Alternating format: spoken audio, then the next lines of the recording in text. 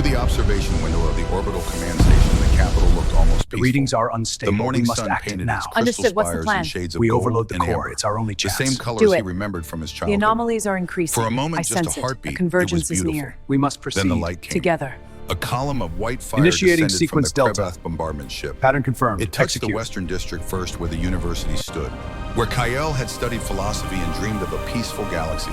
The light expanded outward in a perfect circle, consuming everything it touched. Buildings that had stood for 3,000 years vanished.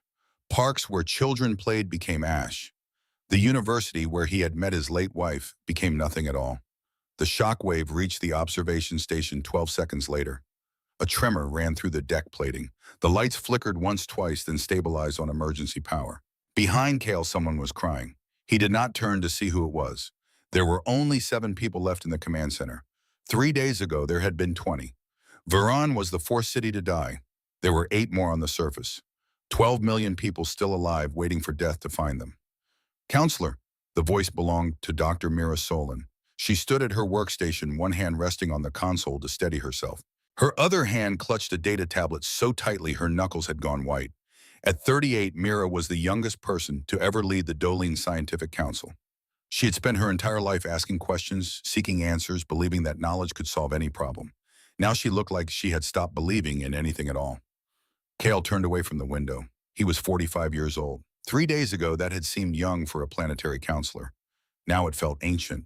Every hour added weight to his shoulders, gravity to his bones.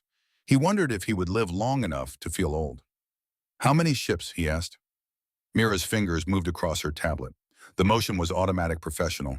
Beneath that surface, calm, Kale could see her hands shaking. 4, she said. Her voice was steady. That was something. 4 defense cruisers still operational. The Meridian took critical damage in the last engagement. Captain Jaron evacuated the crew before the reactor failed. They're on the surface now, eastern continent, probably safe for another few hours. 4 ships. 72 hours ago, they had 17. The Dolene Republic had never been a military power. Their ships were built for exploration, for protecting merchant convoys, for showing the flag at diplomatic functions. They had railguns and missile tubes, but their crews had trained in simulators, not actual combat. The Krevath had been fighting wars for 300 years. They knew how ships died. They had practiced. And the Krevath, Kale already knew the answer. He asked anyway because not asking felt like surrender. 280 warships in orbital positions. Mira pulled up a tactical display. Red icons filled the holographic projection like a plague. They've stopped the bombardment for now. Commander Varkos broadcast a message 17 minutes ago. He wants to negotiate. Negotiate. The word tasted like poison. Kale walked to the central command table. The holographic display showed Taro from above his homeworld, rendered in light and data. Red icons surrounded it in a loose sphere. Each icon represented a Krevath warship. Each warship carried enough firepower to sterilize a continent. 280 of them. The numbers were not just overwhelming, they were obscene. Play the message, Kale said. Mira touched her tablet. The holographic display shifted. Commander Varkos appeared life-sized and 3-dimensional, standing in the center of the command table like a conquering god. Varkos was typical of his species. Heavy scales covered his body in overlapping plates of dark green and black. 4 eyes arranged in a diamond pattern on his face gave him a field of vision that covered nearly 300 degrees. His mouth was wide and filled with teeth designed for tearing meat. The Krevath were obligate carnivores. They had evolved as apex predators on a world where everything else was prey. They looked at the galaxy the same way. Counselor Varen, Varkos spoke perfect Dolene. His translator rendered the words with only a slight mechanical rasp. I trust you've had time to consider your situation. 4 ships, 12 million civilians. No help coming. The mathematics are simple, even for your kind. One of Varkos's hands gestured dismissively. The Krevath had 6 fingers on each hand arranged in 2 opposing groups of 3. It made their gestures look alien and wrong to Dolene eyes. I'm offering you one final opportunity for dignity. Varkos continued. Power down your remaining ships. Order all military personnel to surrender. Do this within the next 6 hours, and I give you my word as a warrior that civilian casualties will be minimized. The Dominion needs workers, not corpses. Most of your people will survive to serve the new order. The hologram paused. Varkos leaned forward, his 4 eyes gleaming with something that might have been pity. Refuse and I will demonstrate what happens to those who defy the Krevath Dominion. We will take your world city by city. We will make the process slow. We will broadcast it across the galaxy so that others may learn from your mistake. The choice is yours, counselor. You have 6 hours. The hologram ended. Silence filled the command center. It was the silence of the grave of hope dying of futures erased. Kale stood at the command table and stared at the empty space where Varkos had been. 6 hours, 360 minutes until the Krivath resumed their work. Until Taro became another footnote in the long list of species that had opposed the Dominion and ceased to exist. We could evacuate, someone said. Kale did not recognize the voice. The last transport ships. We could get a few thousand people off-world before they stop us.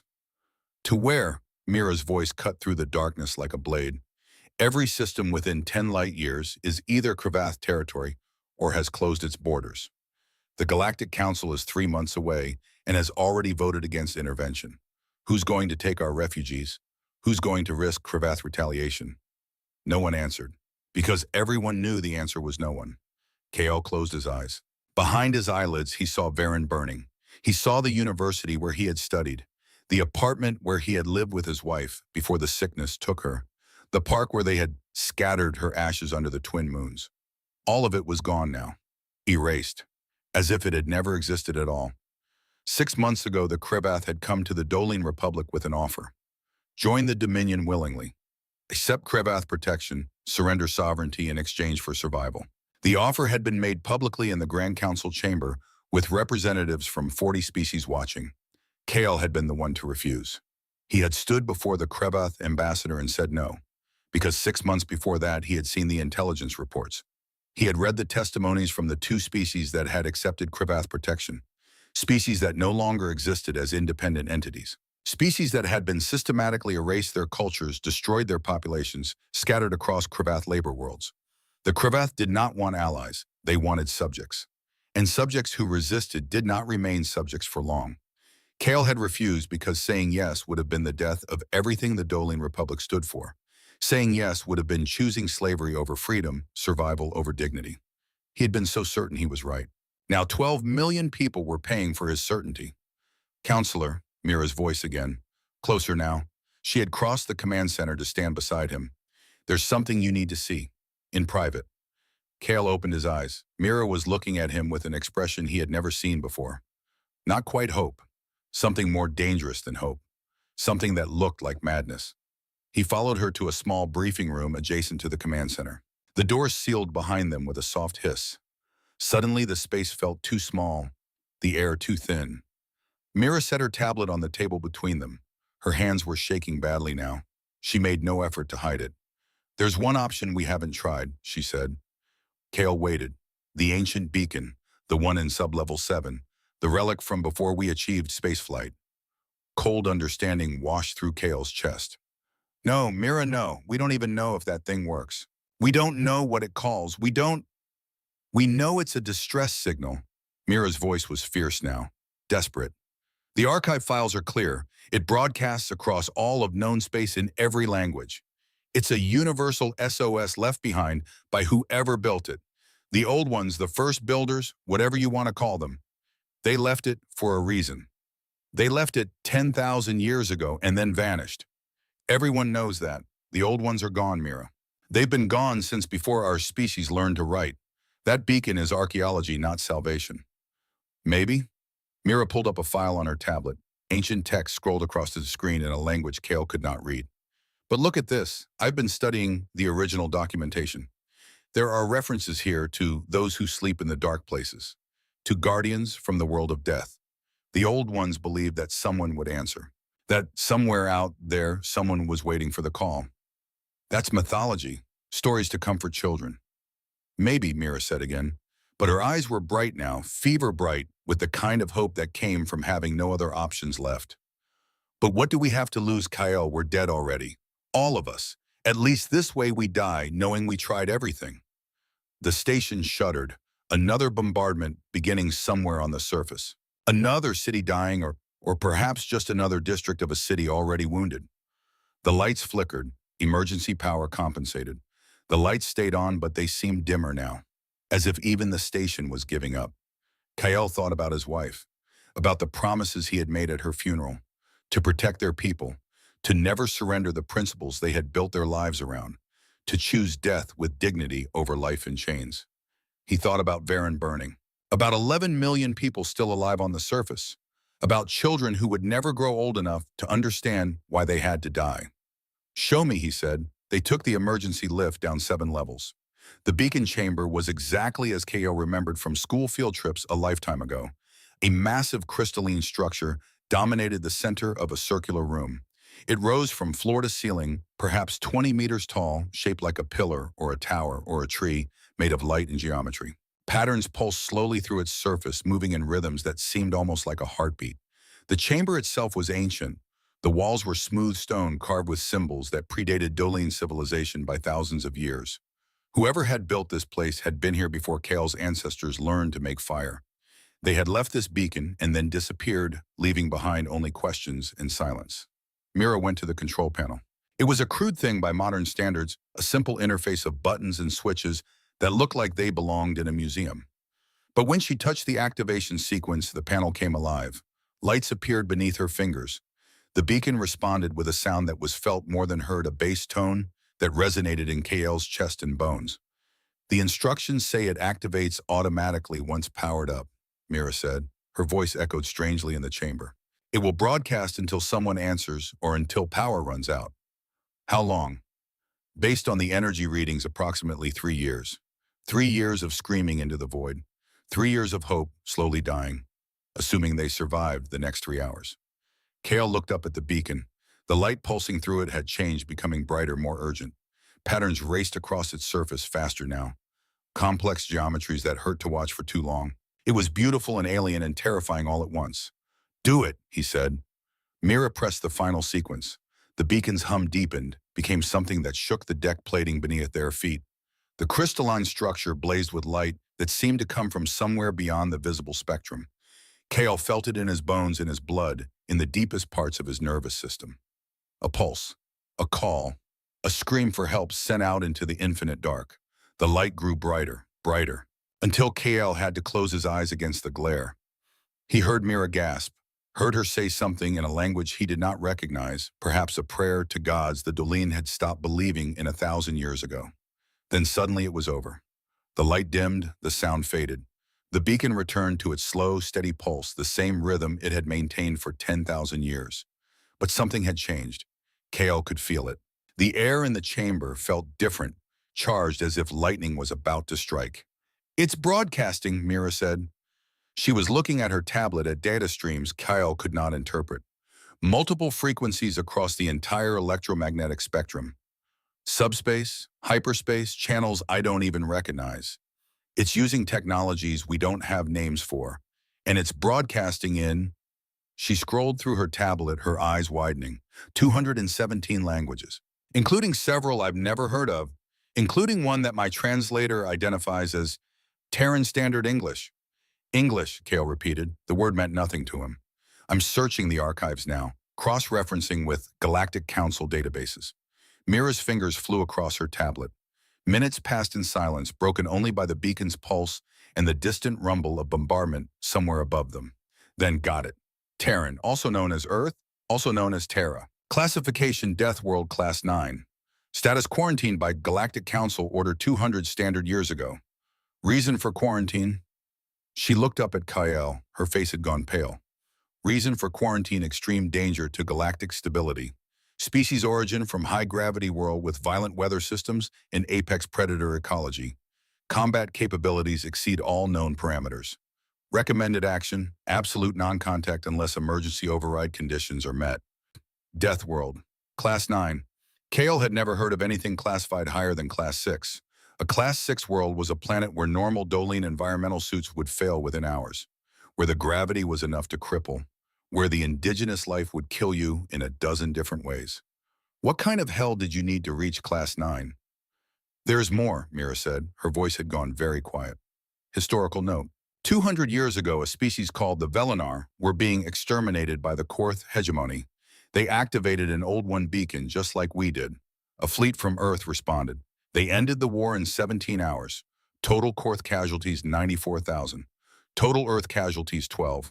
The Galactic Council was so terrified of what they witnessed that they imposed immediate quarantine on Earth. The humans were given a choice: remain in their home system or be destroyed. They chose quarantine. 17 hours, 94,000 to 12. Numbers that did not make sense. Numbers that suggested either a miracle or a monster. So the beacon worked, Kale said. 200 years ago, it called them, and they came. They saved the Velinar. Yes, Mira was scrolling through more files now.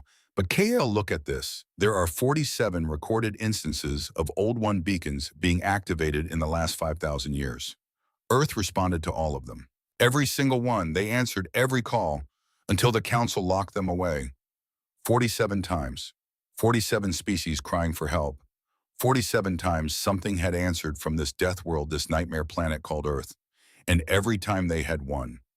The station shuddered again, harder this time. KL checked his chronometer. Hour 74.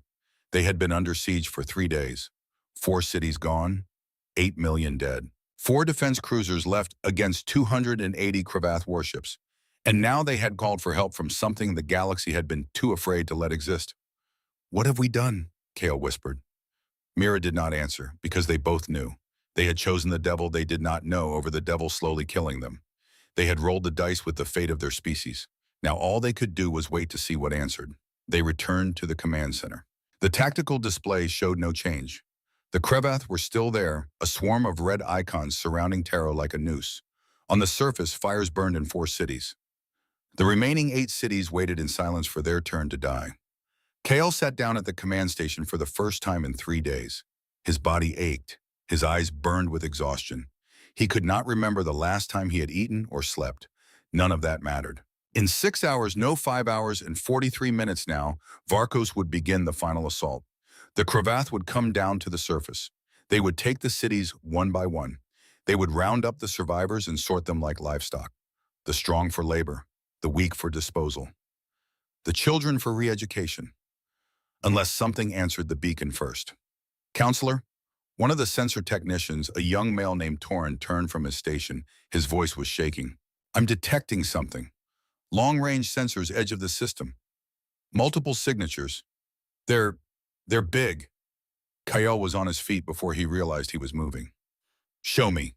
The tactical display shifted, zooming out from Taro, out past the inner planets, past the asteroid belt, out to the system's edge, 6 light years from the beacon that was still broadcasting its desperate cry into the dark. There, at the very limit of their sensors, dozens of contacts, maybe hundreds. The computer was still analyzing, still trying to count them, but KL could see the mass readings. Each contact was massive, larger than any Dolene ship, larger than most Cravath capital ships. And they were moving, fast, faster than should be possible for ships that large. The computer calculated Vector's velocities, estimated time of arrival. 60 hours, Torin said. His voice was barely a whisper. They'll be here in 60 hours. Sir, that's impossible. No one can cross 6 light years in 60 hours. The physics don't work. You'd need to generate power levels that would... He trailed off, staring at the display, at the impossible ships doing impossible things. Sir, what are they? Mira was already at her station running the sensor data through every database they had. I'm getting a match. The energy signatures are similar to Terran designs from the quarantine files. But these are bigger, more advanced, 200 years more advanced.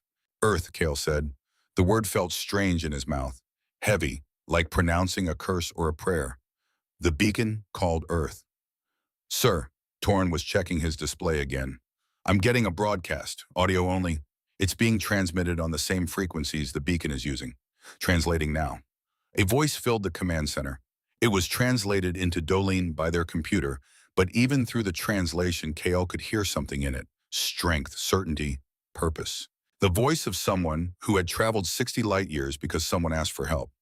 This is Admiral Cassandra Vale of the United Earth Defense Fleet. We have received your distress call. We are en route to your position. Estimated arrival 60 standard hours. Hold on, we're coming. The message repeated, the same words, the same voice. Calm, professional, no promises of victory, no guarantees of survival, just 5 words that somehow meant everything.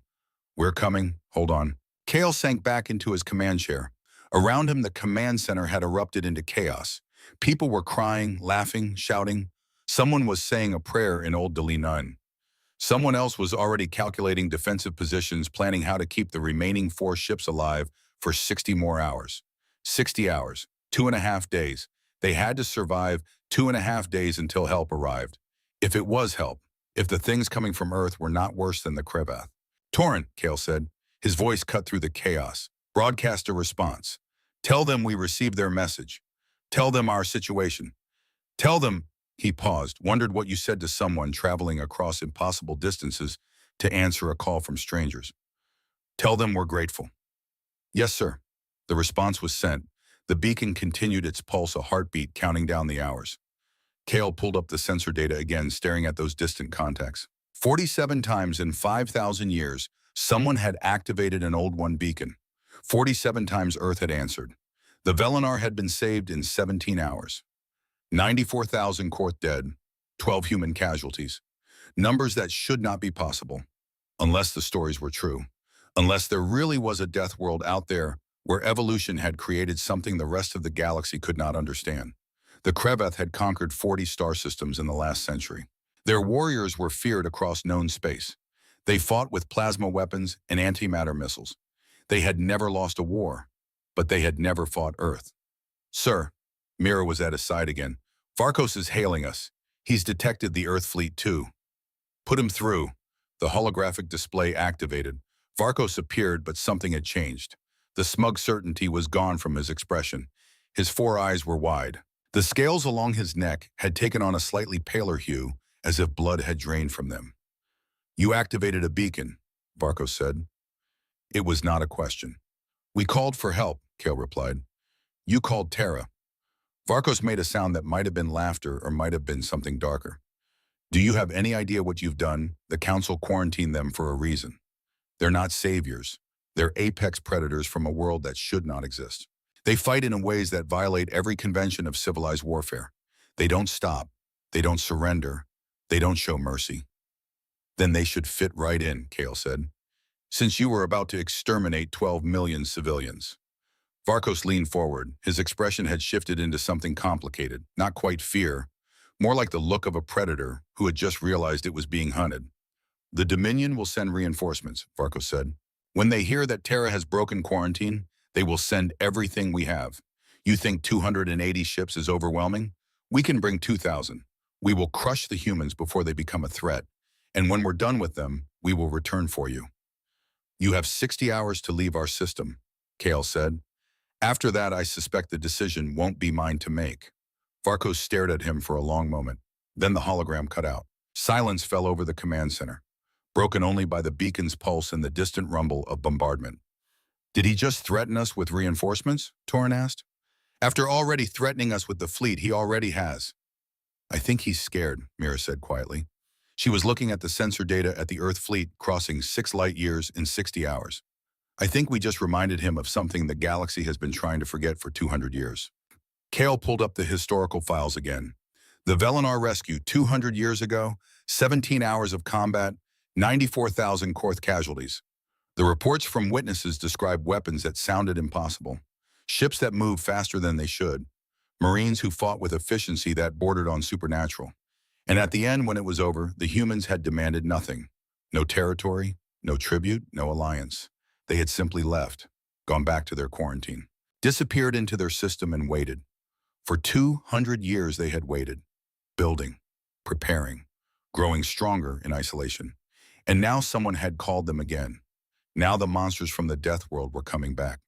Kale looked at the countdown timer. 59 hours and 43 minutes until the Earth fleet arrived. 5 hours and 41 minutes until Varkos resumed his attack. They had to hold. 4 ships against 280. They had to survive until help arrived. Help that might be worse than the enemy. Help that the galaxy had been too terrified to allow. But they were alive. Still alive. And somewhere in the dark between the stars, something was coming. Something fast. Something unstoppable. Something that answered when you called.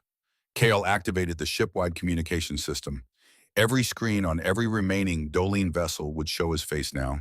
Every survivor on the surface would hear his words. This is Counselor Varen, he said. His voice was steady. That surprised him. I know you're afraid. I know we've lost people we loved. I know the last 3 days have been hell. But I need you to hold on just a little longer. Help is coming. In 60 hours, a fleet from Earth will arrive in our system. I won't lie to you, we don't know exactly what that means. We don't know if they're friends or something else. But they answered our call. They're crossing impossible distances because we asked for help. So we're going to survive until they get here. We're going to show them that we're worth saving. We're going to prove that the Dolan Republic does not surrender. Not to the Kriveth, not to fear, not to death itself. 60 hours. We can do this. We will do this. Hold the line. He cut the transmission, looked around the command center at the 7 people who remained, at Mira, who had given him this impossible hope, at Torin, who was already plotting defensive maneuvers for their 4 remaining ships, at the others whose names he knew, whose families he had failed to protect.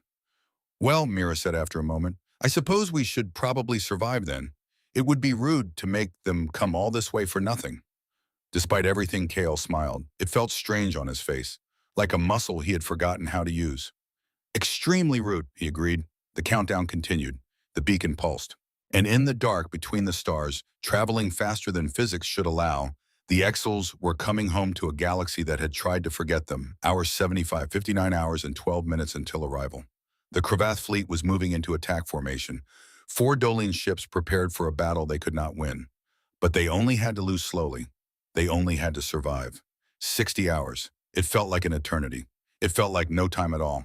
Kale watched the tactical display. Watched the red icons moving. Watched the distant contacts growing closer. Felt the beacon's pulse like a second heartbeat. They had called into the dark. And the dark had answered. Now all they could do was await to see what they had summoned. Kale could not sleep. He sat in his quarters, a small room adjacent to the command center, and stared at the data tablet in his hands. The screen glowed in the darkness, casting his face in pale blue light. His eyes burned. His body ached. Every muscle felt like it had been stretched too tight for too long. But sleep would not come. Every time he closed his eyes, he saw Varen burning. The tablet displayed the archive files Mira had pulled from the restricted database. Classified information that the Galactic Council had kept sealed for 2 centuries. Information about Earth, about Terra, about the species that had been locked away because the galaxy was too afraid to let them exist. He read slowly, carefully, trying to understand what was coming. Earth, a planet in an unremarkable star system on the outer arm of the galaxy. 3rd planet from its sun. Orbital period 365 local days. Axial tilt causing extreme seasonal variations. Surface gravity 1.02 standard. Surface pressure 1.03 standard. The numbers looked normal. Boring even. A standard Class M world, the kind that appeared in every 3rd star system. The kind where life evolves slowly, carefully adapted to gentle conditions. Then Kael reached the environmental assessment. Surface temperature variations -40 to +50 degrees Celsius. Weather systems capable of generating wind speeds exceeding 300 kilometers per hour. Seismic activity, frequent. Volcanic activity, moderate to severe. Ocean coverage, 71%, with tidal forces sufficient to reshape coastlines. Atmospheric oxygen content, 21%, supporting combustion rates that would be considered hazardous on most inhabited worlds. Indigenous megafauna, present. Apex predators massing up to 6,000 kilograms. Venomous species extensive. Parasitic organisms extensive. Bacterial and viral diversity extreme. Estimated mortality rate for unprotected. Dolan exposed to Earth biosphere, 97% within 72 hours. Kale stopped reading. His hands had started shaking again. This was not just a harsh world. This was a planet actively hostile to life as the galaxy understood it. A world where almost everything was trying to kill you. Where the weather could erase cities. Where the native life had evolved in an endless arms race of predator and prey. Where survival was not a guarantee but a daily struggle against a hostile universe. And humans had evolved there. Had not just survived, but thrived. Had climbed to the top of the food chain on a world that would kill most galactic species in less than 3 days. What kind of species emerged from that crucible? The file continued. Kael forced himself to keep reading. Human physiology bipedal. Average height 1.7 meters. Average mass 70 kilograms. Skeletal structure, dense calcium-based endoskeleton, optimized for high-gravity environment. Muscular system, fast twitch and slow twitch fiber composition, allowing both explosive power and endurance. Cardiovascular system, 4-chambered heart, closed circulatory system, oxygen carrying capacity, exceeding galactic average by 32%. Sensory capabilities.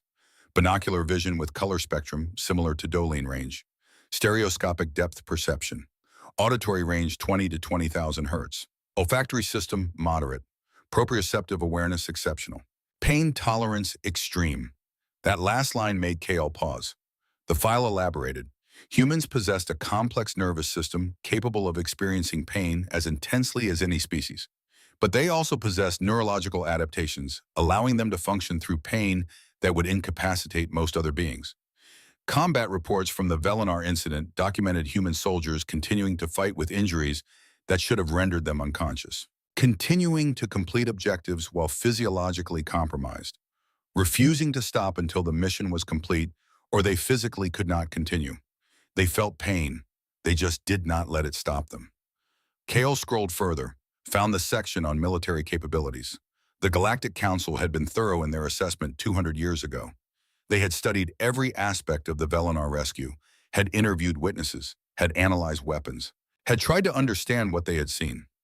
Human weapons technology, primarily kinetic-based, railguns utilizing electromagnetic acceleration to propel solid projectiles at relativistic velocities, missile systems employing chemical propulsion and high-explosive warheads, energy weapons minimal usage considered inefficient by human strategic doctrine, tactical doctrine, combined arms integration, overwhelming force concentration at decisive points, vertical envelopment, precision strikes against command and control infrastructure, willingness to accept casualties to achieve strategic objectives, strategic approach, preemptive intelligence gathering, extended observation periods prior to engagement, rapid deployment capability, sustained combat operations without logistical resupply for extended periods. Notable characteristics: human forces demonstrate exceptional unit cohesion. Individual soldiers display initiative and adaptability, exceeding programmed response parameters observed in other species' militaries. Command structures emphasize decentralized decision-making. Retreat is considered tactically acceptable, but strategically unthinkable. Kale read that last line 3 times. Retreat is tactically acceptable, but strategically unthinkable. They would fall back to regroup. They would maneuver, but they would not give up, would not surrender, would not stop. The file included testimony from a Korth officer who had survived the Velinar incident. Kale read the translated words with growing unease. They did not fight like soldiers. They fought like machines that had been programmed to win and could not be reprogrammed. We hit their ships with plasma fire that should have vaporized them. The ships kept coming. We boarded one of their vessels. Their Marines were waiting. They fought in the corridors, in the dark, in zero gravity. They adapted to every tactic we used within minutes. When we thought we had them cornered, they had actually herded us into a trap. When we finally retreated, they did not pursue. They simply secured their objective and moved to the next one. Efficient, professional, terrifying. The testimony continued for several pages. Kale read all of it. Read about human ships that absorbed damage that would have destroyed any other vessel. About Marines who fought with a precision that seemed choreographed. About commanders who anticipated Korth tactics before they were deployed. And at the end, the Council's conclusion: humanity represents an existential threat to galactic stability. Their capacity for organized violence exceeds all known parameters. Recommendation: permanent quarantine. Non-contact unless emergency override conditions require intervention. Under no circumstances should humanity be integrated into galactic civilization without extensive cultural modification. Cultural modification: a polite way of saying change them into something less dangerous. Break them. Make them weak. Make them like everyone else. The galaxy had looked at Earth and seen monsters, had locked them away, had tried to forget they existed. Until now, Kale kept reading. Found another section he had skimmed earlier. Personnel files. Notable human officers from the Velinar incident. The Council had documented everyone they could identify. One entry caught his eye. Admiral Cassandra Vale, age at time of incident 32, current age 52 estimated. Role cruiser captain during Velinar operation. Notable actions: led boarding action to secure a Korth command vessel. 0 friendly casualties. Commendation for tactical excellence. Personal note: Vale's son, Lieutenant Ethan Vale, was reported missing following a pirate attack on a deep space monitoring station approximately 20 years ago. Standard response protocols were delayed due to Council authorization requirements. By the time rescue forces arrived, all personnel were missing, presumed captured or killed. Vale subsequently transferred to response doctrine development. Current assignment, Commander United Earth Defense Fleet. Kale read it again. The woman commanding the fleet coming to save them had lost her son because the council delayed authorization, because bureaucracy mattered more than rescue, and now she commanded Earth's entire defense fleet, oversaw their response doctrine. She had turned personal tragedy into professional mission, had built a career around making sure no one else's distress call went unanswered. Kale set down the tablet. His hands were shaking worse than before. They were coming. The monsters from the death world, the species too dangerous to be allowed freedom. And he had called them. He had activated the beacon. He had summoned them to Taro, to save his people, or to damn them to something worse than Krevath occupation. A soft chime indicated someone at his door. Kyle straightened and tried to compose himself. "Come in." Mira entered. She looked as exhausted as he felt. Dark circles under her eyes, her uniform rumpled, but her expression was alert, focused. She carried 2 cups of something that smelled like Tolan root tea. She offered one to Kale. "You should sleep," she said. "So should you." "I will, after you do." She sat down across from him. "You've been reading about Earth?" It was not a question. Kale nodded. "Having second thoughts?" Mira asked gently. "Third thoughts, fourth thoughts. I've lost count." Kale sipped the tea. It was bitter and hot and grounded him slightly. "Mira, what if we called something worse than the Krevath? What if the council was right to lock them away? Then we're doomed either way." Mira's voice was matter of fact. "The Krevath were going to kill us. If Earth kills us instead, at least we tried something. At least we didn't just accept extinction." "That's not exactly comforting." "No," Mira agreed, "but it's true." She paused. "Kale, do you remember what you said to me when my brother died in the first bombardment?" Kale remembered. Mira's younger brother had been on the surface, a civilian, a teacher. He had been helping evacuate children from a school when the Krevath plasma fire had turned the entire district to glass. "I said that his death had to mean something, that we couldn't let the Krevath erase him without consequence." "Yes," Mira's eyes were bright with unshed tears. "You said we fight. Not because we can win, but because surrendering means they were right, means we deserve to die, means everyone we lost died for nothing." She leaned forward. "That's still true, whether it's the Krevath or Earth or the entire galaxy we fight. We make our deaths mean something." Kyle wanted to argue, wanted to say that maybe survival mattered more than meaning, that living as slaves was better than dying as free people. But he could not make himself believe it, and Mira was right. They had already crossed the point of no return when they activated the beacon. Now all they could do was see it through. "How much time until the next engagement?" Kale asked. 3 hours. Varkos is repositioning his fleet. Looks like he's preparing for a major push. He wants to break our remaining ships before Earth arrives. 3 hours, hour 79. The countdown continued its inexorable march. "I'll be in the command center," Kale said. "You need rest." "I'll rest when I'm dead." The words came out harsher than he intended. Kale softened his tone. "Sorry, I need to see this through. Need to be there when it happens." Mira nodded. She understood. They both did. This was not about rest or survival anymore. This was about witnessing, about being present for whatever came next. They returned to the command center together. The tactical display showed the same grim picture. 280 red icons surrounding Taro. 4 green icons representing the last Dolian defense cruisers, and far out on the edge of the system, still impossibly distant, the Earth fleet. The computer was continuously updating their estimated arrival time as more sensor data came in. 56 hours, 55 hours and 43 minutes, 55 hours and 21 minutes. They were coming, faster than should be possible, accelerating through space in ways that violated every physics model Kale understood. But they were still too far away, too far to help when the Krevath attacked again. "Sir," Torrin looked up from his sensor station. His face was grim. "The Krevath fleet is moving, 60 ships breaking formation, heading for our position. They'll be in firing range in 90 minutes. 60 ships against 4. The math was simple and brutal. They would lose. They would die. The only question was how long they could make it take." Kale opened a channel to the remaining Dolian ships. Captain Jaren of the Meridian had transferred his command to the Starfire after his ship had been destroyed. Captain Ving commanded the Horizon. Captain Talara had the Dawn Sight. And Commander Corrin held the Sentinel. 4 ships, 4 commanders who knew they were about to die. "This is Counselor Varen," Kale said. "I won't insult you by pretending this will be easy. 60 Krevath ships are moving to engage. Our job is simple: survive as long as possible. Make them pay for every meter of space. Every minute we buy is a minute closer to help arriving. Fight smart, fight hard, and know that your species is watching. That history will remember what you do in the next few hours. There was a pause. Then Captain Geron's voice came through the comm. Understood, counselor. The Starfire is ready. The horizon stands ready, Quia, Captain Veen added. Dawn sight confirms from Captain Talara. Sentinel ready to engage, Commander Corrin finished. 4 voices, 4 ships, against 60.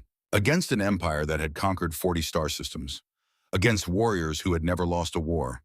But they were Dolene, and they did not surrender. Hour 81. The battle began in silence. Space combat always did. No sound carried through the vacuum. No explosions rumbled. No weapons roared. Just light and fire and death happening in perfect quiet. The Krivath came in a crescent formation, trying to envelop the Dolene ships from multiple angles. Standard tactics. Overwhelming force applied from multiple vectors simultaneously. It should have worked. By any reasonable analysis, it should have ended in minutes. But the Dolene commanders had been preparing for 3 days. Had been thinking about how to fight a battle they could not win. Had been studying every engagement, every loss, every lesson learned in blood. They scattered. 4 ships moving in 4 different directions, forcing the Krivath to divide their formation, making them choose targets. Creating gaps in their envelopment. The Starfire dove toward Taro's gravity well, using the planet's mass to boost her acceleration. Plasma fire chased her bright lances of superheated gas that turned vacuum into briefly glowing trails. Most of it missed. Some of it connected, burning through armor plating, venting atmosphere. But the Starfire kept moving, kept accelerating, her railguns returning fire in steady measured bursts. The horizon went high, climbing out of the orbital plane, using 3-dimensional space to create firing angles the Krivath had not anticipated. Her missiles streaked out in waves, simple chemical rockets with explosive warheads. Primitive by galactic standards, but kinetic energy did not care about technological sophistication. When a missile traveling at 20 kilometers per second hit a ship's hull, physics did the rest. The Dawn Sight and Sentinel worked in tandem, covering each other's vectors, creating a defensive formation that forced the Krivath to commit more ships than they wanted. Every time a Krivath vessel tried to close for the kill, it had to expose itself to fire from both Dolene ships, and the Dolene made them pay for every approach. Kale watched from the command center, watched his people fight, watched them die slowly, deliberately, making the Krivath earn every victory. Hour 82. The Starfire took critical damage. A plasma lance burned through her reactor shielding. Captain Geron evacuated the engineering section seconds before the containment failed. The ship lost power, lost maneuverability, drifted through space, trailing atmosphere and debris. But before she went dark, the Starfire's last action was to dump her entire missile inventory in a spread pattern that caught 3 Krivath destroyers. The explosions bloomed silently. 3 more red icons disappeared from the tactical display. 60 Krivath ships had become 57. 4 Dolene ships had become 3. Hour 83. The horizon broke apart under concentrated fire. Captain Vine's last transmission was a single word: remember. Then her ship disintegrated into component atoms and expanding gas. 57 became 54. 3 became 2. Hour 84. The Dawn Sight and Sentinel were still fighting, still moving, still inflicting casualties. But they were running out of ammunition, out of options, out of time. Then the Krivath changed tactics. Instead of pursuing the 2 remaining Dolene ships, they disengaged, pulled back to orbital distance, and began landing troops on Taro's surface. "They're not trying to destroy us anymore," Mira said quietly. She was watching the tactical display with an expression Kale could not read. "They're going to the surface. They're after the civilians." Kale understood immediately. Varkos had calculated the timing, had realized the Dolene ships were too damaged to pursue, too weak to interfere. So instead of finishing them, he was going to take hostages, was going to put civilians between himself and whatever was coming from Earth. "Get me a surface feed," Kale ordered. The main screen shifted, showed views from ground-based cameras across Taro. In 8 cities, Krivath dropships were descending through the atmosphere.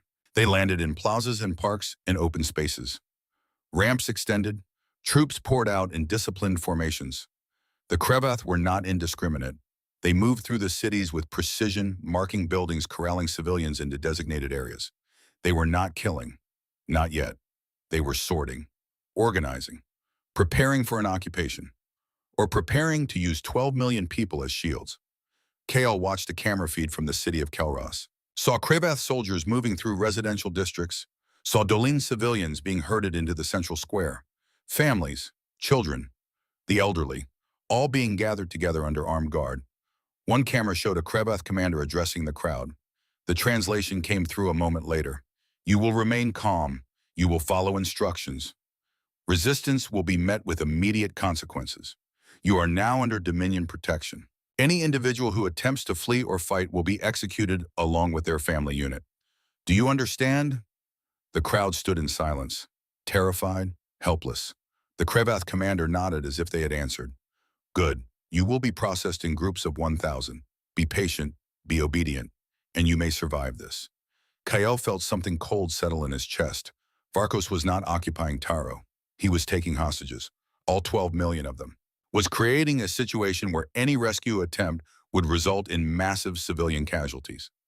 He's planning to use them as leverage, Mira said. When Earth arrives, he'll threaten to execute civilians unless they withdraw. Will they withdraw? Kael asked. Mira pulled up another file on her tablet. I found something in the Velinar records. A quote from the senior Terran admiral who commanded that operation. When asked how he planned to deal with Korth forces using civilian shields, he said, she read directly from the screen, we don't leave people behind, not ours, not theirs, not anyone. That's not who we are. That's not what we do. We'll find a way. We always find a way. Kael read the words again. The Korth had used civilian shields in that battle, had thought it would protect them. They had been wrong. 17 hours of combat, 94,000 Korth casualties. 0 civilian deaths on the Velinar side. Humans had done the impossible before. Maybe they could do it again. Or maybe that was just hope talking. Hope and desperation and the refusal to accept that all of this had been for nothing. Hour 90. The Dawn site went silent. Not destroyed, just out of fuel, out of ammunition. Drifting in high orbit, unable to maneuver, unable to fight. Captain Talara's last message was simple. We hurt them. Make sure that matters. The Sentinel was alone now. The last Dolan warship still capable of combat.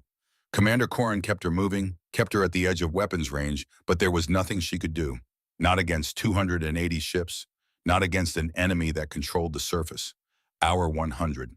Kael had not slept in 2 days, had not eaten in he could not remember how long. He sat in the command center and watched the countdown, watched the tactical display, watched Earth approach. 48 hours, 47 hours and 53 minutes, 47 hours and 38 minutes. They were coming, still impossibly fast. The computer had refined its calculations. The Earth fleet was not just traveling at standard FTOL velocities. They were using something else, something that bent space in ways the sensors could barely track.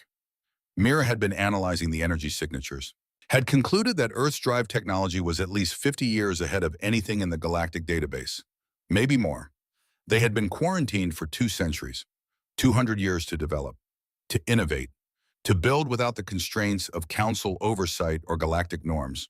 What had they become in those 2 centuries, hour 108? Kael was in his quarters when the memory hit. Triggered by exhaustion, by stress, by his mind trying to escape the present by retreating into the past. 6 months ago, the Grand Council chamber on Taro, Kael standing at the central podium, the Krevath ambassador, Councillor Thrain, presenting his proposal. The Doline Republic stands at a crossroads, Thrain had said. His voice was smooth, diplomatic, none of the casual cruelty that Varkos displayed. You can continue as you are, independent, vulnerable, alone. Or you can accept Dominion protection, join a galactic power that spans 40 systems, benefit from our military strength, our economic resources, our stability. Thrain had smiled. It was not a pleasant expression on a Krevath face. All we ask in return is simple cooperation, shared governance, integration of your military into Dominion forces, adoption of Dominion law in matters of galactic significance, your culture, your traditions. These things will be respected. But in exchange for protection, we require commitment. The chamber had been silent, 20 counselors listening, knowing what was being offered, knowing what it would find them. Kael had stood, had walked to the podium, had looked at Thrain with steady eyes. We've seen what Dominion protection looks like, Kael had said quietly. The Varathi accepted your offer 12 years ago. Their species no longer controls their own military, no longer sets their own laws, no longer decides their own future. They exist at Dominion sufferance. That's not protection. That's subjugation with polite words. Thrain's expression had not changed. The Varathi prosper under Dominion care. Their economy has grown. Their security is assured. They're slaves, Kale had said. Slaves with full stomachs and safe homes, but slaves nonetheless. And the Nithara. What about them? They accepted Dominion protection 15 years ago. Now their species no longer exists as a distinct entity, absorbed into Dominion population centers. Their language dying, their culture erased. Tell me, Ambassador, is that prosperity is that security? Thrain had stood then, all the diplomatic courtesy dropping away, showing the predator beneath. You're refusing, he had said. You understand what that means. Yes, Kale had replied. It means we remain free. Freedom is a luxury, Thrain had said, purchased with strength you do not possess. The galaxy is changing, Counselor. The strong consolidate power. The weak serve or die. Choose wisely which you wish to be. Kale had not flinched. We choose to be ourselves and we accept the consequences. Thrain had left. The Grand Council had erupted in argument, half of them saying Kale had condemned them, half saying he had saved them. The vote had been close, 12-8, but it had been enough. The Dolian Republic would not surrender its freedom, would not trade sovereignty for safety, would not bow. Now 6 months later, Kale wondered if he had been right. If 12 million people should pay for his principles, if freedom mattered when everyone who believed in it was dead, he still did not know the answer. Hour 120, 12 hours until Earth arrived, 12 hours until they learned if hope meant anything or if it was just another word for prolonged dying. Kale was back in the command center, standing at the central table, watching the tactical display.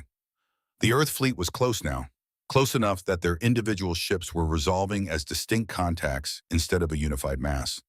38 ships. The computer was identifying types, capital ships, cruisers, destroyers, support vessels, and one massive contact at the center of the formation, something that massed 3 times any other ship in the fleet. The computer could not classify it, had no category for something that large. Torn was analyzing the sensor data, had been for hours. Now he looked up, his face pale. Sir, he said, that large contact, the flagship, it's 4 kilometers long. 4 kilometers, larger than some asteroids, larger than any warship in the galactic database. What is it carrying? Mira asked. I don't know, Torn admitted. The energy signature is consistent with weapon systems. Multiple weapon systems. But the scale was down. Sir, I think that ship could destroy our entire fleet in one volley. Could probably take on the entire Krevath force by itself. One ship against 280, and Torn thought it might win. What kind of monsters had they built in 2 centuries of isolation? The comm activated. Varkos appeared on screen. He looked less confident now, still arrogant, still certain, but something had changed in his expression. His scales had lightened to an almost gray tone, a stress indicator Kale had not seen before. They're 12 hours out, Varkos said. My orders are clear, Counselor. When they arrive, I will offer them 1 chance to withdraw. If they refuse, I begin executing civilians. 1,000 per hour, every hour, until they leave or until I run out of hostages. He paused. I'm giving you advance notice out of professional courtesy. You may wish to record a message. Something for the survivors to remember you by. Something to explain why you chose to call monsters instead of accepting the Dominion's mercy. You're terrified, Kale said. He was surprised by his own calm. You're trying to hide it, but I can see it. You're afraid they won't negotiate, afraid they won't withdraw, afraid you made a mistake coming here. I fear nothing, Varkos said, but the color of his scales betrayed him. Least of all a quarantined species that hasn't fought a war in 200 years. Then why the hostages, Kale asked. If you're so confident, if you're so certain, why hide behind civilians? Varkos did not answer, just cut the transmission. Mira stepped close to Kale, spoke quietly. Do you think they'll withdraw if he starts killing civilians? No, Kale said. He was not sure why he was certain, but he was. They traveled 60 light years to answer a distress call. They're coming at impossible speeds, using technology the galaxy can barely understand. They're not coming to negotiate. They're coming to win. But how? Mira gestured at the tactical display. Varkos has every advantage. He controls the surface. He controls the civilians. If Earth attacks, people die. I don't know how, Kale admitted, but that admiral said it 200 years ago. They don't leave people behind. They find a way. They always find a way. Hour 122. The comm station lit up. Torrin checked the signal. His eyes went wide. Sir, we're receiving a transmission from the Earth fleet. Audio only. It's addressed to us. Play it. A voice filled the command center.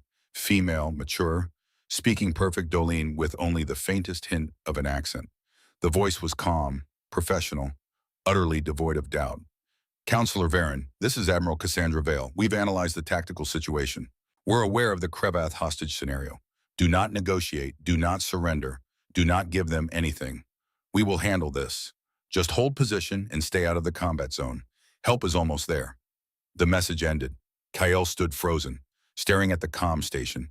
They knew about the hostages, knew about Varkos's threats, and their response was, we will handle this. Not we'll try, not we'll do our best. We will handle this. Certain, absolute. As if 280 Krevath ships and 11 million hostages were just problems with solutions. They're either the bravest people in the galaxy, Mira said quietly, or the most arrogant. Maybe both, Kale replied. Hour 126. 8 hours until arrival. Kale tried to rest, could not. Returned to the command center, found Mira already there reviewing sensor data. Anything new, he asked. They're slowing down, Mira said. Not much, but they're beginning deceleration. They'll arrive at combat velocity instead of travel velocity. They're preparing for engagement. Kyle nodded, did not know what to say, did not know what to feel. Hope and terror were bleeding together until he could not tell them apart. Hour 128, 6 hours out. The Earth fleet had resolved into individual contacts now. The computer was generating profiles, displaying estimated capabilities based on energy signatures and mass readings. The capital ships were massive, each one larger than any Doling cruiser, armed with weapons the computer could not classify, projecting power levels that seemed impossible. And at the center, that flagship, that 4-kilometer monster. The sensors were picking up more detail now, showing a spinal weapon that ran the entire length of the ship. A single gun so large, it constituted the ship's primary structural element. What could you possibly need to shoot with something that big? Torrin whispered. No one answered, because everyone was thinking the same thing, thinking about the kind of enemy that would require a weapon like that, the kind of war where building something that enormous made sense. Earth had been preparing for 200 years, had been isolated, alone, building in the dark, and this was what they had made. Hour 131, 3 hours out. Varkos appeared on screen again. His expression was carved from stone. His scales had taken on a mottled pattern of light and dark, a sign of extreme internal conflict. Final warning, he said. I have received authorization from Overlord Theros. If the Terran fleet does not withdraw upon arrival, I will begin executing civilians immediately. 1,000 per hour, every hour, until they comply. Their arrival will be met with the deaths of innocents.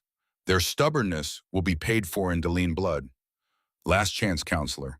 Order them to turn back. I have no authority over them, Kale said. It was true. And even if it was not, he would not have used it.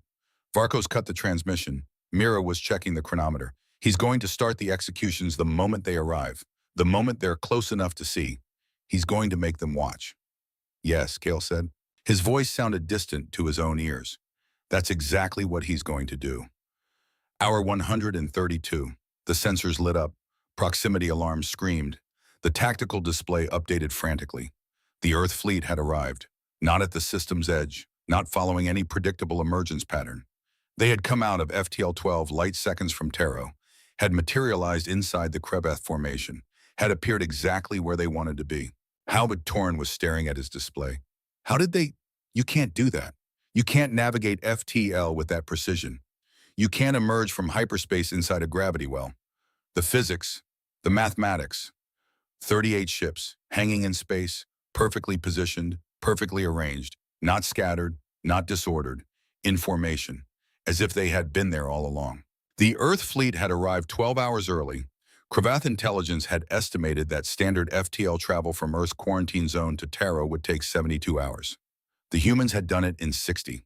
Combat jump, dangerous, energy intensive. The kind of maneuver that would cripple most ships' drive systems. But they had done it anyway, because someone needed help, and they had arrived exactly where they needed to be.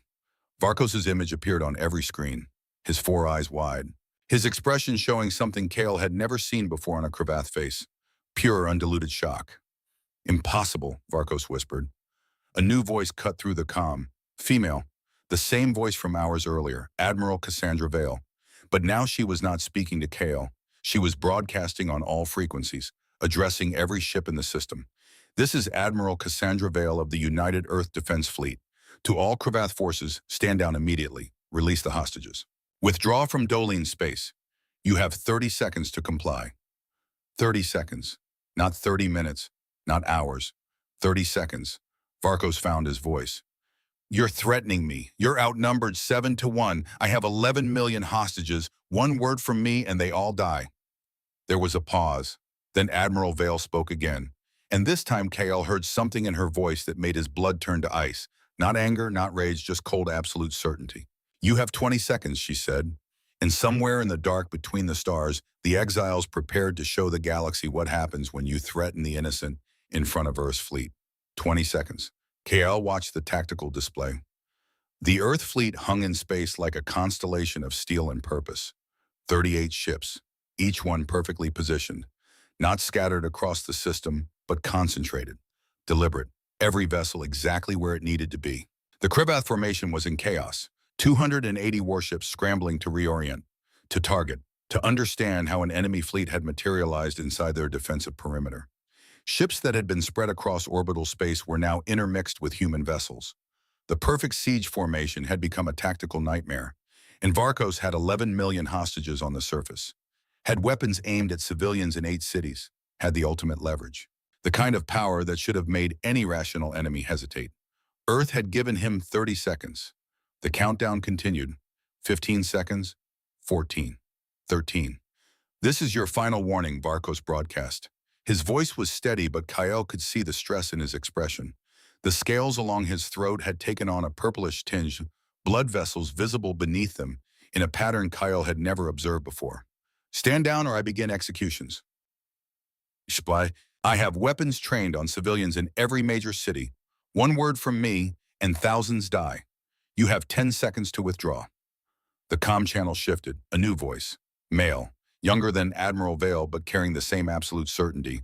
Captain Davos Wren of the UES Valiant. We don't negotiate with terrorists, Wren said quietly, and you're not going to kill anyone. I have my finger on the trigger, Varkos was shouting now. I will do it. I will. Something changed on the tactical display. Kyle saw it happen in real time, saw small contacts detach from the Earth fleet. Dozens of them, maybe hundreds, moving at impossible speeds, accelerating so hard the sensors could barely track them. What are those? Torrin whispered. Mira was analyzing the data. Her fingers flew across her console. They're Marines, drop pods, heading for the surface. All 8 cities simultaneously. Kale's breath stopped.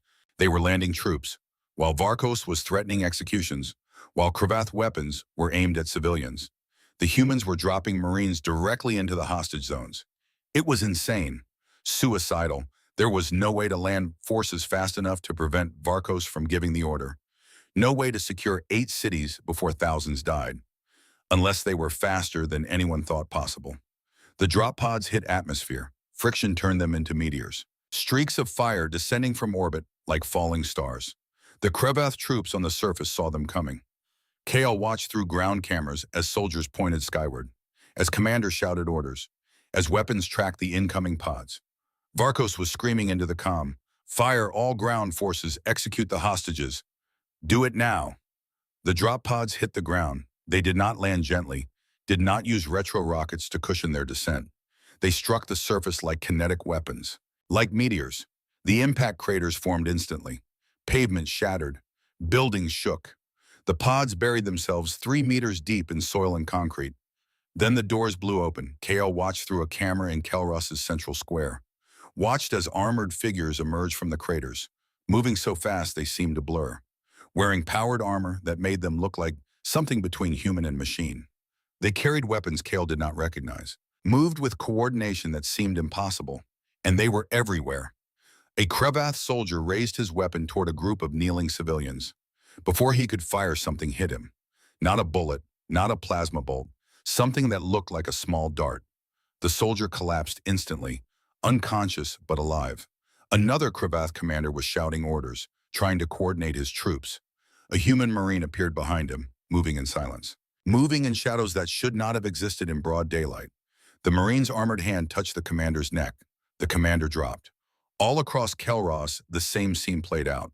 Cravath soldiers falling, not dying, just dropping unconscious as human marines moved through the square like ghosts, like predators that had evolved to hunt in urban terrain. The entire engagement lasted 93 seconds. 93 seconds from impact to complete control. Every Cravath soldier in the square was down. Every civilian was safe. The Marines had not fired a single lethal shot. Kale switched camera feeds, checked the other 7 cities, saw the same thing happening everywhere. Drop pods, Marines, precision strikes, Cravath forces disabled, civilians protected.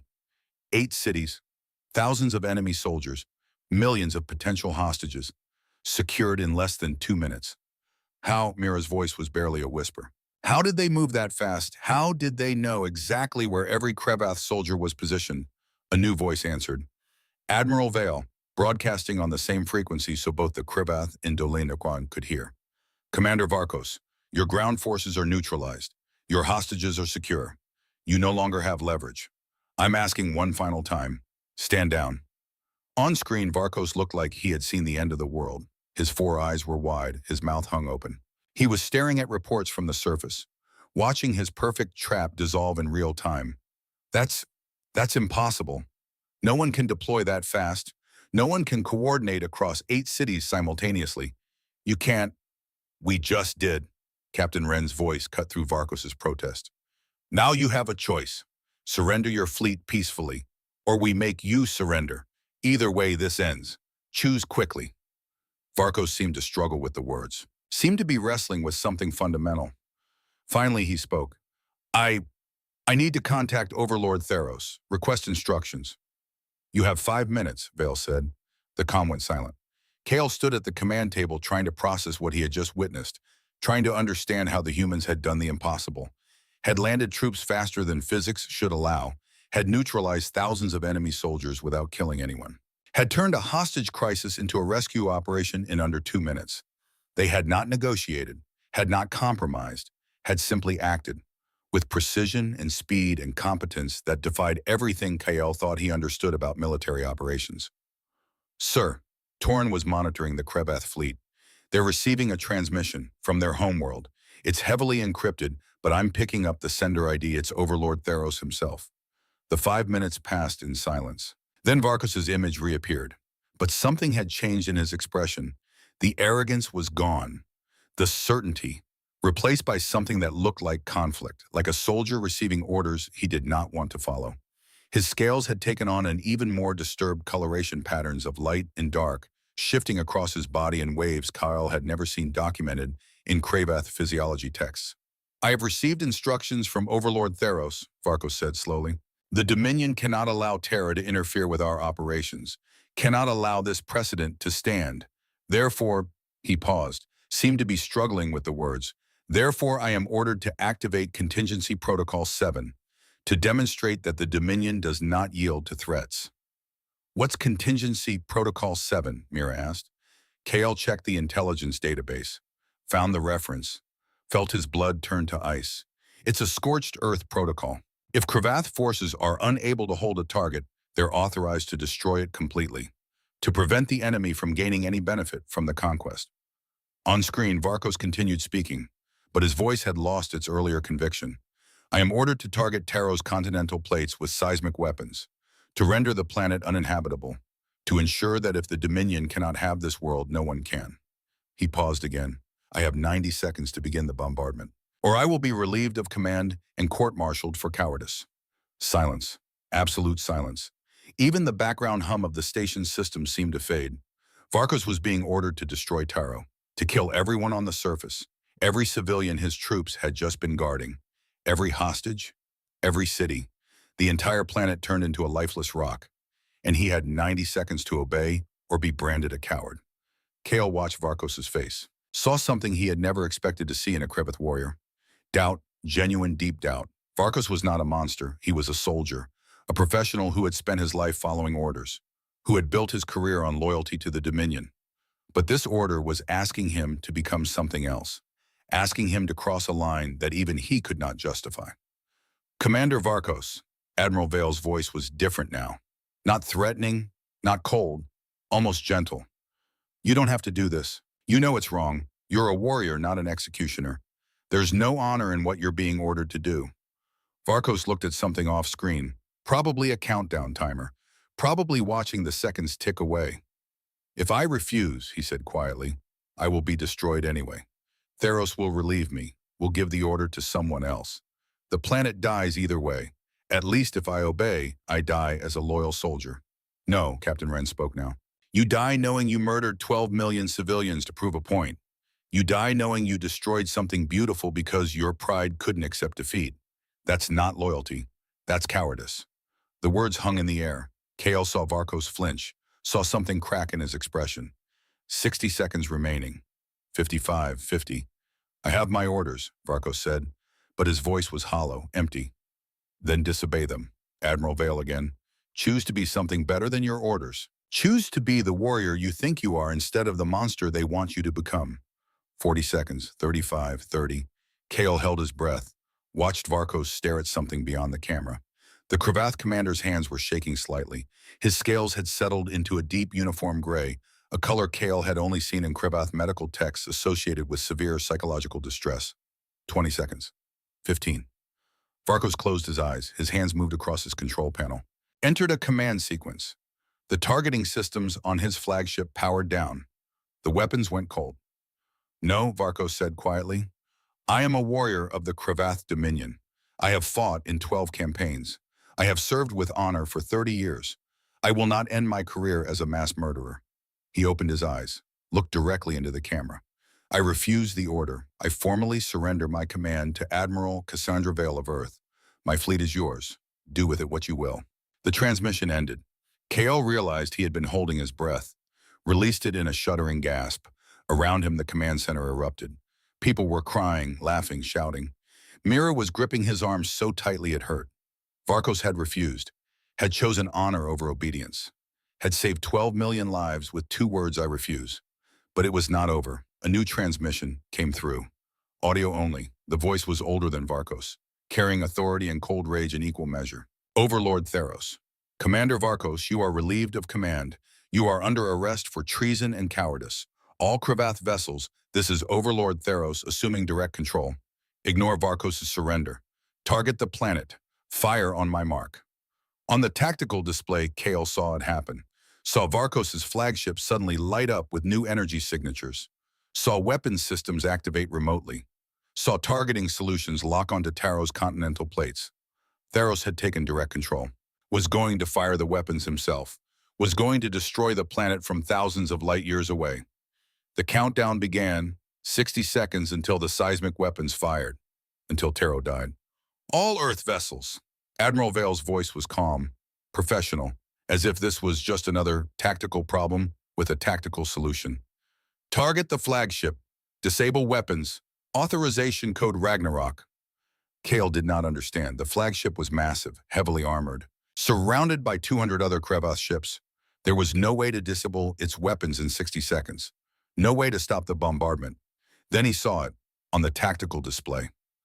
The massive contact at the center of the Earth fleet, the 4-kilometer ship that the computer could not classify. It was moving, slowly, ponderously, like a mountain turning in space. And that massive spinal weapon. That gun that ran the entire length of the ship, it was powering up. Sir, Torn's voice was shaking. Energy readings from that ship. They're off the scale. It's generating power levels equivalent to a small star. That weapon, sir, that weapon could crack a planet. 45 seconds until Theros fired. The human ship continued its slow rotation, bringing that impossible gun to bear. Kale could see it now on the visual feeds. Could see the weapon's barrel glowing with barely contained energy. Could see space itself seem to distort around it. The ship had a name, painted on its hull in letters 3 meters tall. UES Ragnarok. 30 seconds. Firing solution locked, a human voice reported across the comm. Clinical. Precise. Projectile loaded, another voice confirmed. Magnetic acceleration at maximum, a third voice added. 20 seconds. Admiral Vale spoke one word. Fire. The Ragnarok fired. Kale had seen weapons discharged before, had watched plasma cannons and missile launches and railguns firing, had thought he understood what ship-to-ship combat looked like. He understood nothing. The projectile left the Ragnarok's barrel at a significant fraction of light speed. It was solid tungsten, 10 metric tons of it, shaped into a penetrator designed to punch through anything that existed.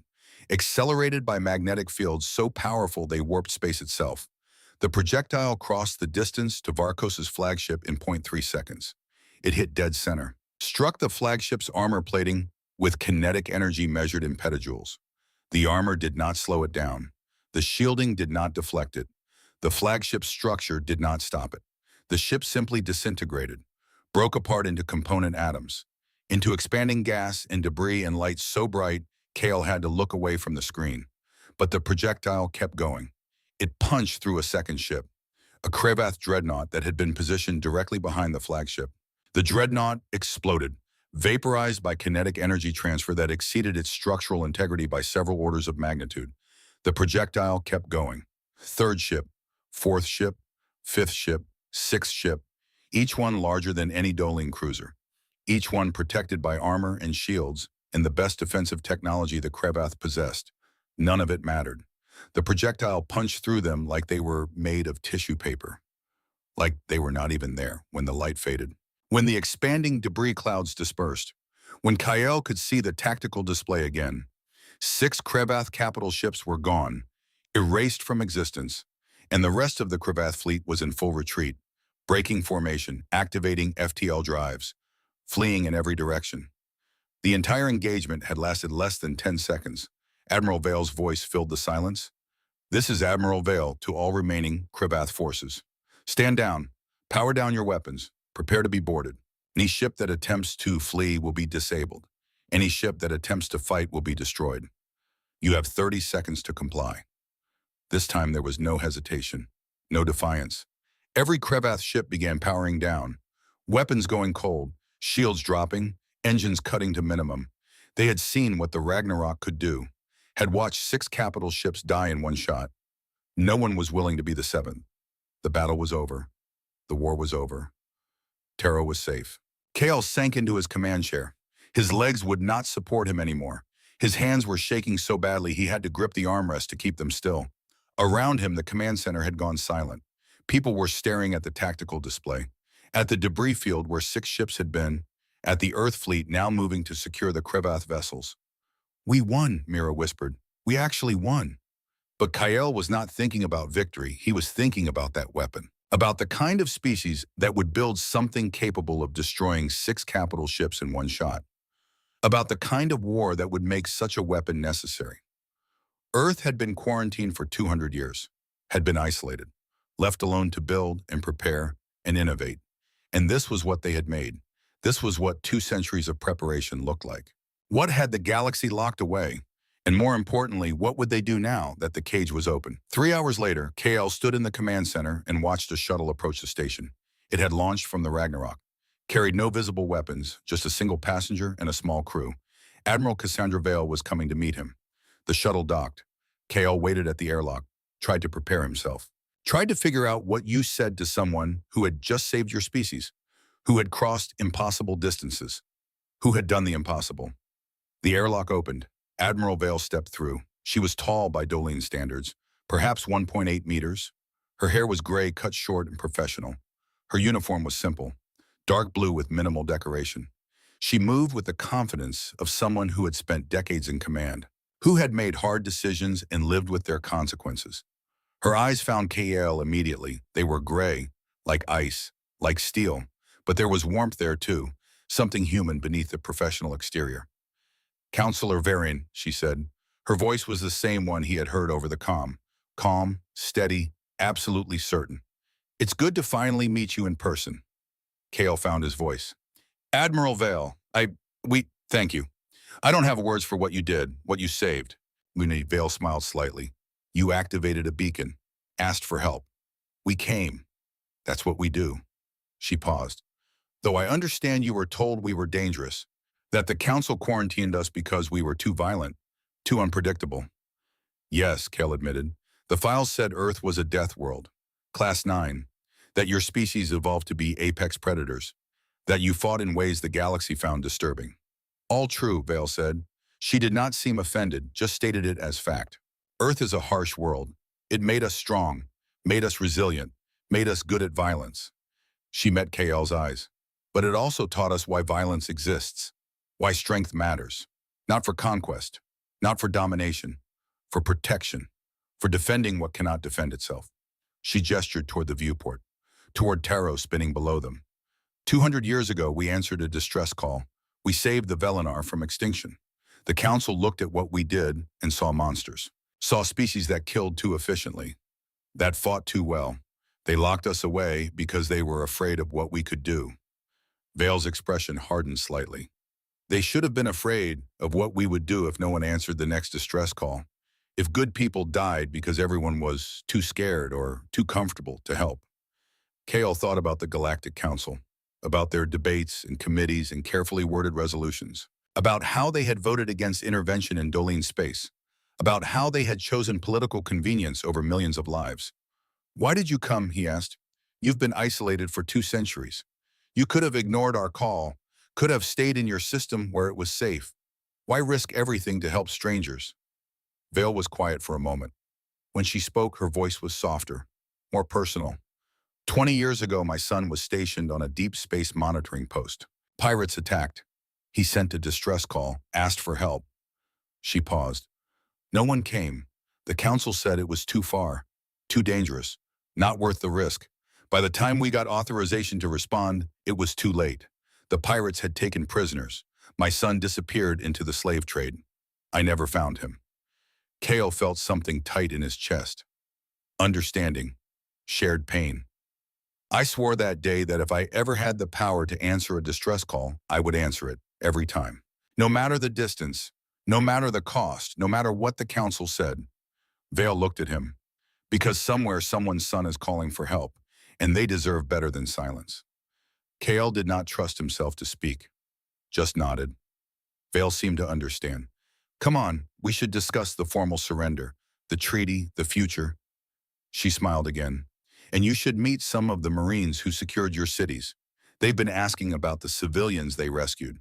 Want to make sure everyone is okay." They walked through the station together. Kale asked questions.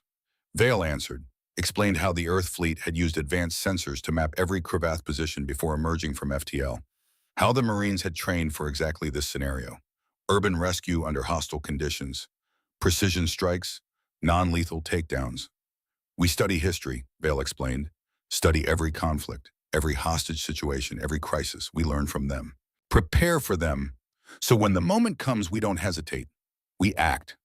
In the station's observation deck, Kale met Colonel Raina Forge, the Marine commander who had led the ground assault. She was younger than Vale, perhaps 40, with dark skin and eyes that had seen combat. She stood with 3 of her Marines, all of them still in their powered armor, all of them looking exhausted but satisfied. "Counselor," Forge said, "your people were incredibly brave, stayed calm under pressure, made our job easier." Kale looked at the Marines, at the soldiers who had dropped from orbit into impossible odds, who had secured 8 cities in 93 seconds, who had saved millions. "I saw the footage from Kelrus," Kale said quietly. "Saw one of your Marines take 3 hits, saw her go down, then saw her get back up and shield a Dolene child with her own body. She was wounded, should have been incapacitated, but she protected that child anyway." Forge nodded. "That was Corporal Jessica Torres. She's in medical right now. Took rounds to the chest and shoulder. Her armor stopped 2. The 3rd went through. She secured the child, made sure the kid was safe, then allowed herself to be evacuated." Forge's expression was proud. "She's going to make a full recovery, and she's already asking when she can get back to duty." Kale felt something break inside him. These were not monsters, not apex predators who killed without conscience. They were soldiers, professionals, people who would take bullets to protect children they had never met. The galaxy had locked them away because they were too good at violence. But violence wielded with honor, with discipline, with purpose. Was that really something to fear? Or was it exactly what the galaxy needed 2 days later? Kale stood in what remained of the Grand Council chamber on Taro. The building had survived the bombardment. Barely. Half the structure was rubble. But the central chamber remained intact. And today it would host something historic. The treaty signing. Representatives from Earth and the Dolian Republic faced each other across a simple table. No grand ceremony, no elaborate protocols. Just two species formalizing what had already been proven in blood and courage. Admiral Vale stood on one side, Captain Wren beside her. On the other side, Kale and Mira represented the Dolian. Between them, a document written in both languages.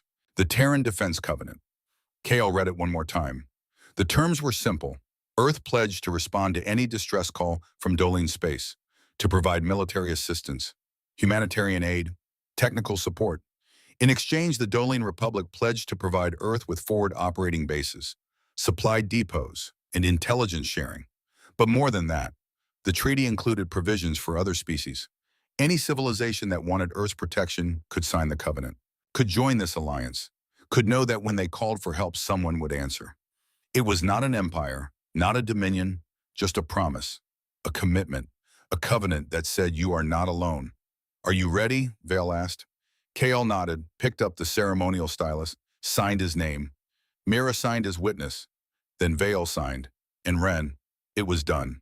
The broadcast went out across the galaxy, showed the treaty signing, showed the Earth fleet in orbit, showed Taro recovering, showed a new kind of alliance being born.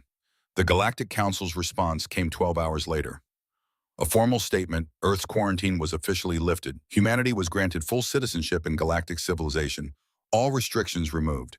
Kale read the statement and smiled grimly. The Council had no choice. Earth had broken quarantine to save the Dolian, had demonstrated capabilities that made enforcement impossible. Better to welcome them officially than fight a war they could not win. The galaxy would adapt, or it would learn what Earth had known for 2 centuries, that strength without purpose was tyranny. But strength in service of protection, that was something worth respecting. 3 months later, Kyle stood in the reconstructed central square of Kelros. Around him, the city was healing, buildings rebuilt, streets repaired, children playing in parks that had been battlefields. He was there for an unveiling, a memorial. In the center of the square, a monument had been erected, made from metal salvaged from destroyed ships. Both Dolian and Earth vessels, melted together, formed into a statue of a marine in powered armor, kneeling, sheltering a child. The inscription was in both languages, to those who answered, to those who protected, to those who proved that the strong exist to defend the weak. Corporal Torres was there, recovered from her wounds, standing at attention as the monument was revealed. Beside her, the Dolian child she had protected, a young girl named Sira, 6 years old, alive because a stranger from a distant world had taken a bullet for her. The ceremony ended. The crowd dispersed. Kale remained, staring at the monument, thinking about everything that had changed. His communicator chimed, Mira's voice. Kale, you need to come to the command center. Now. Something in her tone made him move. He took the emergency transport, arrived at the rebuilt orbital station in minutes, found Mira at a sensor console. Her expression was complicated, worried, but also excited. What is it? Kale asked. We're picking up a signal, another one, like the beacon. Mira pulled up the data. It's coming from the Thenari system, 3 weeks away at standard FTL. They're under attack. They're calling for help. Kale looked at the signal, saw the same desperate cry he had sent 3 months ago. Saw another species facing extinction, calling into the dark, hoping someone would answer. Have you contacted Earth? He asked. Already done. They're mobilizing a fleet. Mira paused. But Kyle, they want us to come too, want Dolian ships to join the relief force. They're asking if we'll help. Kale thought about it for exactly 3 seconds. Thought about what Earth had done for them. Thought about the covenant they had signed. Thought about what it meant to be strong enough to protect others. Yes, he said, we'll help. Prepare our ships. Tell Earth we're coming. Mira smiled. Already gave the order. I knew you'd say yes. Kale returned to the command center, pulled up the tactical display. Saw it differently now. Saw the galaxy not as a collection of isolated species, but as a community, a family, one that looked after its own. On the edge of the display, he could see the Earth fleet assembling, 6 ships, including the Ragnarok, and beside them 4 Dolian cruisers. Rebuilt, upgraded with Earth technology, ready to answer the call. 3 weeks to Thenari space. 3 weeks to save another species. To prove that the covenant was not just words on a document, but a promise written in action. Kale activated the ship-wide comm. This is Counselor Varen. All crews prepare for departure. We have a distress call. 3 months ago, someone answered ours. Now it's our turn. Now we prove that when someone calls for help, they don't get silence. They get hope. They get help. They get us. The ships began moving, Earth and Dolene together. An alliance forged in fire, a covenant sealed in courage. On the memorial in Kelros, the inscription seemed to glow in the sunlight. To those who answered, to those who protected, to those who proved that the strong exist to defend the weak. And somewhere in the dark between the stars, another beacon was broadcasting. Another species was calling for help, another voice crying out into the void. But the void was not empty anymore, because Earth had answered. The Dolene had joined them, and soon others would follow. The age of isolation was over. The age of abandonment was ending. The covenant had begun, and when the galaxy called Earth and all who stood with them would answer. Always. 6 weeks later, Kyle received an encrypted transmission. It came through official Galactic Council channels, but the sender ID made him pause. Commander Varkos, the Kravath warrior who had refused to destroy Taro, who had chosen honor over obedience. Kale had assumed Varkos was dead, executed by the Dominion for treason. He was wrong. The message was brief, text only, no video, no audio. Counselor Varen, you will have heard that I was arrested for refusing orders. What you may not know is that 40% of the Kravath officer corps resigned in protest. We could not serve a Dominion that orders the murder of civilians. Admiral Vale offered us asylum, offered us a choice. We could retire, or we could join the Covenant, train with Earth forces, learn what it means to be warriors instead of executioners. I have chosen the latter. Perhaps one day we will fight beside you instead of against you. Perhaps we can earn the honor we lost. Varkos Kale read it 3 times, then forwarded it to Admiral Vale with a simple question, is this real? Her response came an hour later. It's real. Varkos and 200 other Kravath officers are currently on Earth, learning our doctrine, our ethics, our way of war. They're angry, ashamed, determined to be better. I think they will be, some of them anyway. The galaxy is changing. Counselor, faster than anyone expected. The Covenant is growing. 7 species have signed so far. More are asking. We're building something new, something that might actually work. Vale. 7 species. In 3 months. The Covenant was spreading. Kael looked at the tactical display, saw the ships preparing to depart for Thanari space. Earth vessels, Dolene cruisers. And now, according to the latest update, 2 ships from the Avish Collective, a merchant species that had signed the Covenant just last week. They were not going alone anymore. They were going as a fleet, as a coalition, as proof that the strong could choose to protect instead of conquer. The galaxy was learning a new lesson, one that Earth had tried to teach 200 years ago before being locked away. That strength mattered, that violence had a place, but only when wielded with honor, with discipline, with the purpose of protection. The monsters from the death world were no longer monsters.